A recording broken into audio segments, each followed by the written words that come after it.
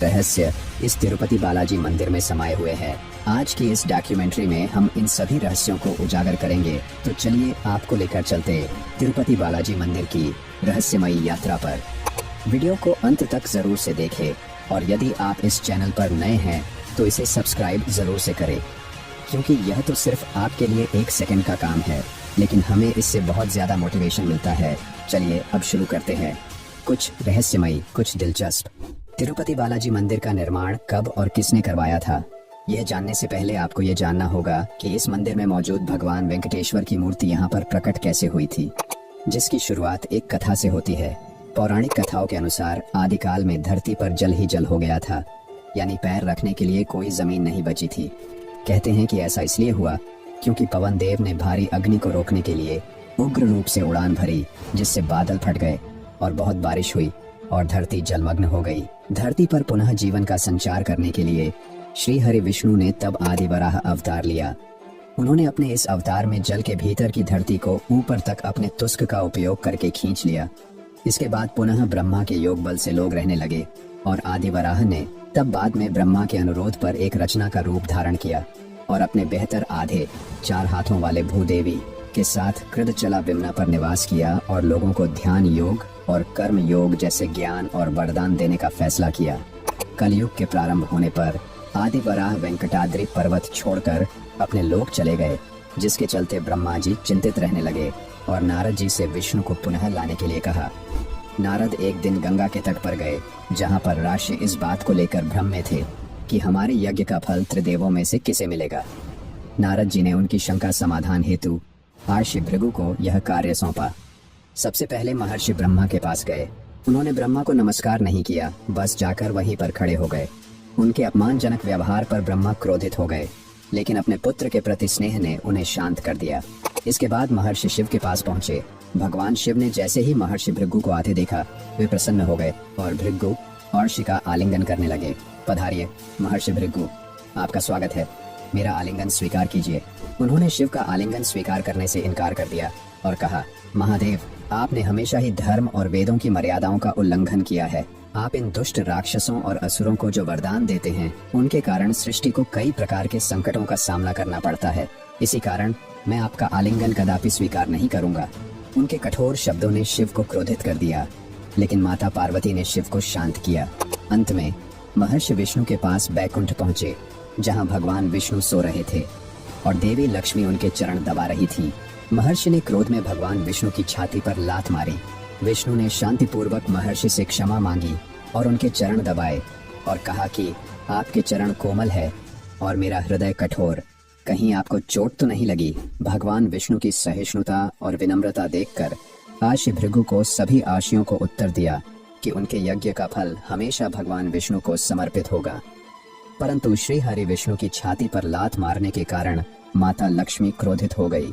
उन्हें अपने पति का अपमान सहन नहीं हुआ और वे चाहती थीं कि भगवान विष्णु महर्षि भृगु को दंडित करें, परंतु ऐसा नहीं हुआ।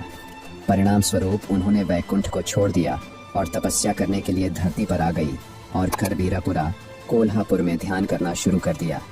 इधर विष्णु जी इस बात से दुखी थे कि माता लक्ष्मी उन्हें छोड़कर चली गई।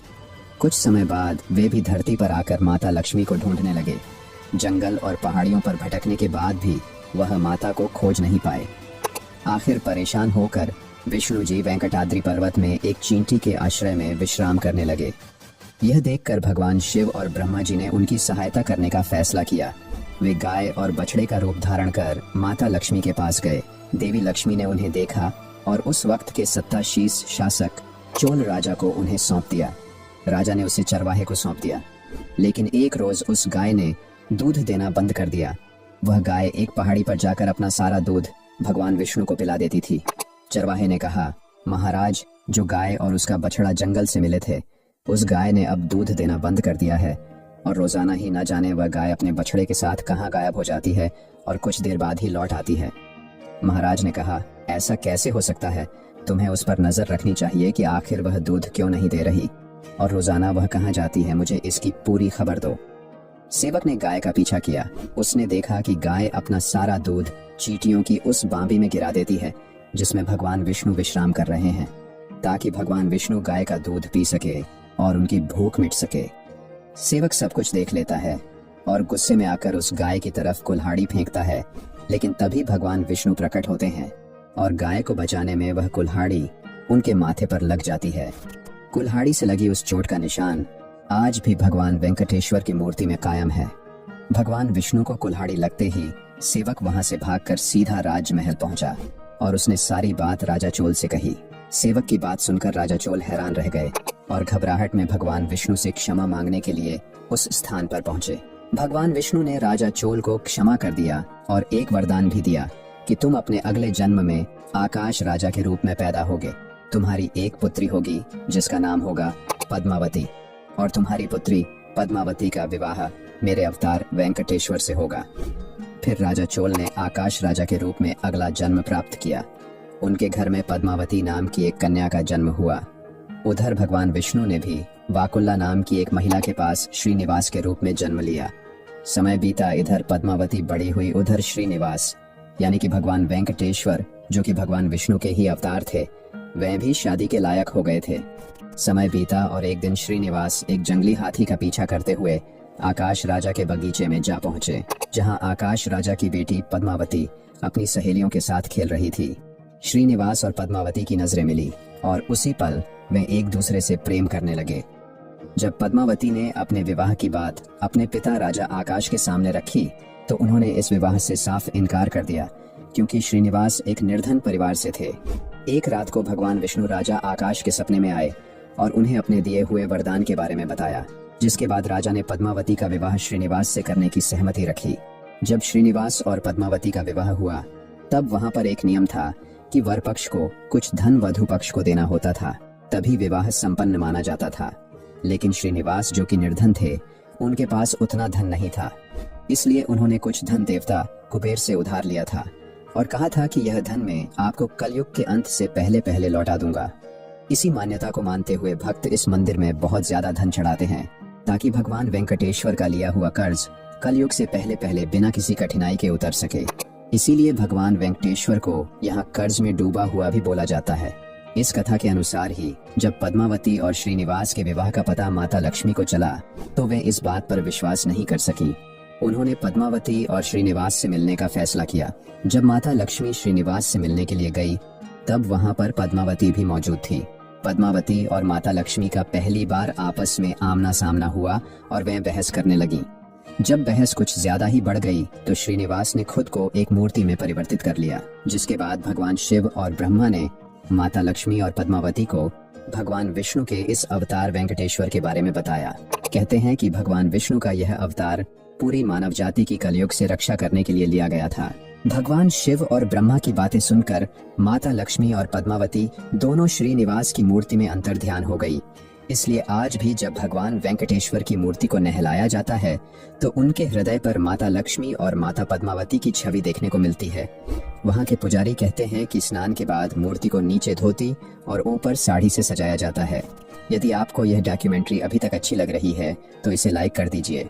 चलिए अब आपको बताते हैं कि इस मंदिर का निर्माण कब और किसने करवाया था। दोस्तों, आपको यह तो पता चल गया होगा कि तिरुपति बालाजी की मूर्ति यहाँ पर आई कैसे थी, लेकिन इस मंदिर के निर्माण के बारे में बहुत सारे विवाद देखने को मिलते हैं। तिरुपति बालाजी मंदिर का सटीक निर्माण काल ऐतिहासिक रूप से निर्धारित करना कठिन है, क्योंकि यह मंदिर प्राचीन काल से ही अस्तित्व में है। मंदिर का उल्लेख 4वीं शताब्दी से 9वीं शताब्दी के बीच पल्लव, चोल और पांड्य राजवंशों के शासनकाल में मिलता है। पल्लव राजवंश। मंदिर के प्रारंभिक निर्माण और उसके विस्तार का श्रेय पल्लव राजाओं को दिया जाता है। उन्होंने तिरुमाला क्षेत्र को धार्मिक स्थल के रूप में विकसित किया। चोल और पांड्य राजवंश, इन राजवंशों ने मंदिर की संरचना को विस्तार देने और मंदिर में भव्य नक्काशी और स्थापत्य कला को जोड़ने का कार्य किया। विजयनगर साम्राज्य। 14वीं और 15वीं शताब्दी में विजयनगर साम्राज्य के राजा कृष्णदेव राय और अन्य शासकों ने मंदिर के लिए भारी योगदान दिया। उन्होंने मंदिर में कई गोपुरम, मुख्य द्वार और मंडप, सभागार बनवाए। कृष्णदेव राय ने मंदिर के संचालन और इसकी आर्थिक स्थिति को मजबूत करने के लिए काफी दान दिया। मंदिर का जो वर्तमान स्वरूप है वह मुख्य रूप से विजयनगर साम्राज्य के काल में विकसित हुआ। बाद में क्षेत्रीय नवाबों और ब्रिटिश काल में भी मंदिर को संरक्षण मिला। जब हमने इस मंदिर के निर्माण के बारे में खोजबीन की तो हमें इसके बारे में इसी तरह के तथ्यों का सामना करना पड़ा। जिससे यह तो कहना मुश्किल है कि इसका निर्माण किसने करवाया था। चलिए अब आपको बताते हैं कि इस मंदिर में केश दान करने के पीछे की क्या कहानी छिपी हुई है। क्या आपने कभी सोचा है कि तिरुपति बालाजी मंदिर में भक्त अपने केश दान क्यों करते हैं? पौराणिक कथाओं के अनुसार जब भगवान विष्णु को एक चरवाहे ने कुल्हाड़ी से वार किया था तो उस वार से उनके माथे पर चोट लगी और कुछ बाल भी गायब हो गए थे। जब गंधर्व राजकुमारी नीला देवी ने यह देखा तो उन्होंने बिना कुछ सोचे ही अपने खूबसूरत लंबे बाल काटकर विष्णु जी के सर पर जोड़ दिए। बाल इंसान की बाहरी खूबसूरती का एक अहम हिस्सा होते हैं, लेकिन नीला देवी ने बिना कुछ सोचे समझे अपने बाल भगवान विष्णु जी को भेंट कर दिए।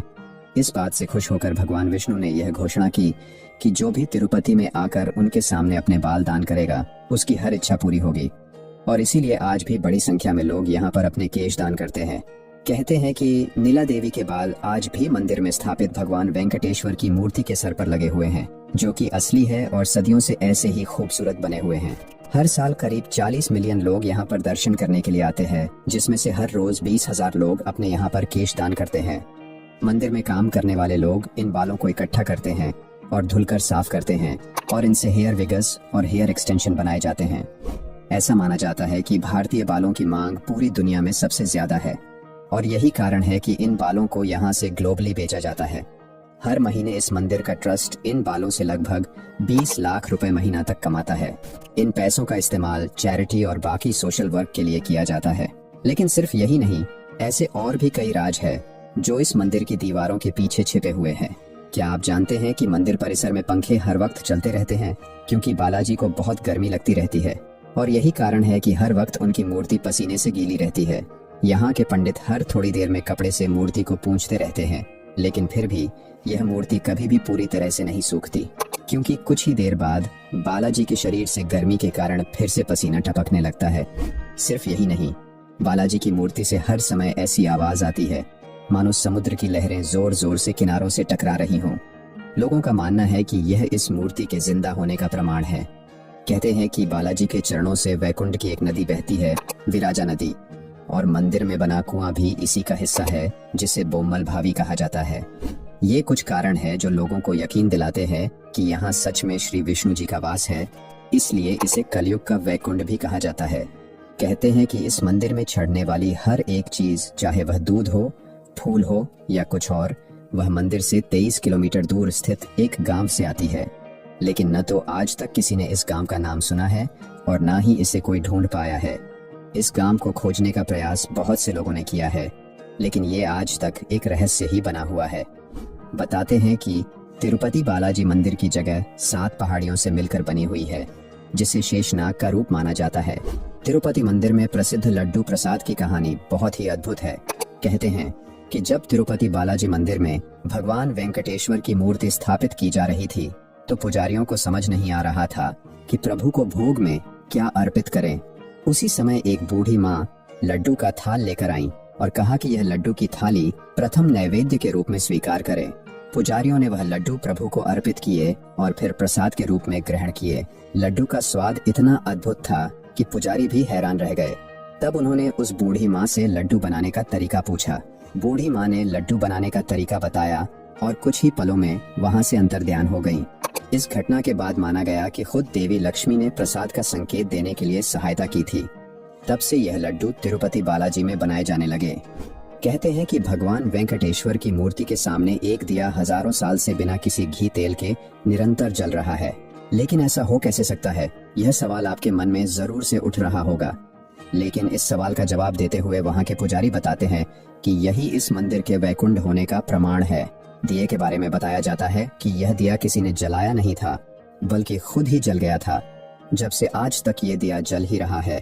कई खोजकर्ताओं ने इसके पीछे छिपे रहस्यों के बारे में खोजबीन की है, परंतु उन्हें आज तक कुछ भी नहीं मिल पाया है।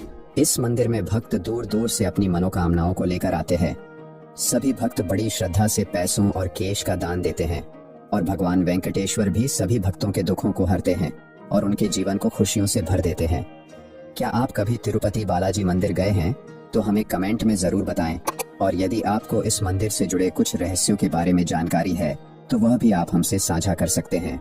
हम मिलेंगे आपसे जल्द ही एक और कुछ रहस्यमयी, कुछ दिलचस्प डॉक्यूमेंट्री के साथ।